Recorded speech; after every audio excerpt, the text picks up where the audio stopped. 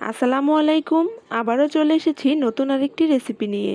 শীতের এই পিঠাপুলির আয়োজনে আজকের রেসিপিতে থাকছে ফুলকো ফুলকো তেলের পিঠা অথবা পোয়া পিঠা। এই পিঠাটা বানানো কিন্তু অনেক সহজ, আবার অনেক কঠিনও, কারণ পিঠার ব্যাটারটা যদি ঠিকঠাক মতো তৈরি করতে না পারা যায় তাহলে কিন্তু পিঠাগুলো ফুলতে চায় না। তাই এই পিঠাগুলো আজকে আমি কিভাবে পারফেক্টভাবে তৈরি করি তারই রেসিপি আপনাদের কাছে শেয়ার করব।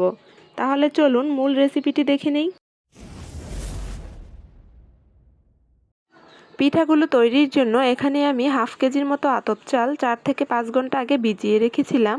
এখন এগুলোকে আমি ভালো করে ধুয়ে পরিষ্কার করে নিব। চালগুলোকে আমি ভালোভাবে ধুয়ে নিয়েছি।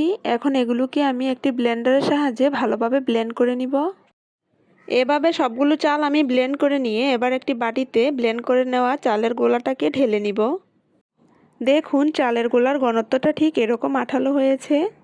এখন এর মধ্যে দিয়ে দিব আমি 1 কাপ আটা, সামান্য পরিমাণ লবণ, 2 টেবিল চামচ চিনি ও 1/4 কাপ পরিমাণ খেজুরের গুড়। তবে পিঠার মিষ্টির পরিমাণটা যারা যেমন পছন্দ করেন সে অনুযায়ী গুড় ও চিনির পরিমাণটা বাড়িয়ে অথবা কমিয়ে দিবেন। এখন সবগুলো উপকরণ একটি চামচ অথবা হাতের সাহায্যে মিশিয়ে নিতে হবে। তবে এই গোলাটা মিশিয়ে নিতে কিন্তু আমি এখানে কোনো রকম পানি ব্যবহার করিনি, কারণ গুড় ও চিনিটা গলে পিঠার ঘনত্বটা ঠিক হয়ে যাবে। আর পানি ব্যবহার করলে গোলাটা পাতলা হয়ে যাবে, এতে করে পিঠাগুলো পারফেক্টভাবে ফুলবে না। চামচের সাহায্যে যদি গোলাটাকে ভালোভাবে মিশানো না যায় তাহলে কিন্তু হাতের সাহায্যে গোলাটাকে ভালোভাবে মিশিয়ে নিতে হবে। এই তো আমি গোলাটাকে হাত দিয়ে ভালোভাবে মিশিয়ে নিয়েছি। এখন আপনাদেরকে দেখিয়ে দিচ্ছি যে গোলার ঘনত্বটা ঠিক কেমন হবে। এখন চলে যাব চুলায় আমি পিঠাগুলো তৈরি করতে। তাই পরিমাণ মতো তেল আমি চুলাতে গরম করে নিয়েছি। এখন একটি পিঠা আমি এই গরম তেলের মধ্যে দিয়ে দিব।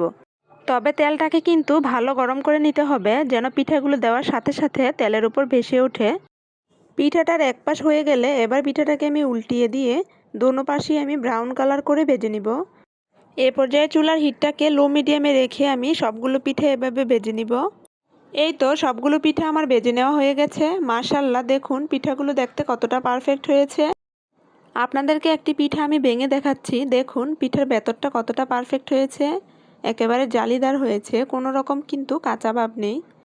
আমার এই রেসিপির সকল মেজারমেন্ট ফলো করে যদি আপনারাও বাসায় এভাবে তেলের পিঠা ট্রাই করে দেখেন তাহলে অবশ্যই আপনাদের পিঠাও এরকম ফুলকো ফুলকো ও ভেতরটা এরকম জালিদার হবে। তো আশা করি আজকের এই সহজ পিঠা তৈরির রেসিপিটি আপনাদের কাছে ভালো লেগেছে। আর ভালো লেগে থাকলে প্লিজ সবসময় আমার এই চ্যানেলের পাশে থাকবেন। সবাইকে অনেক অনেক ধন্যবাদ। আল্লাহ হাফেজ।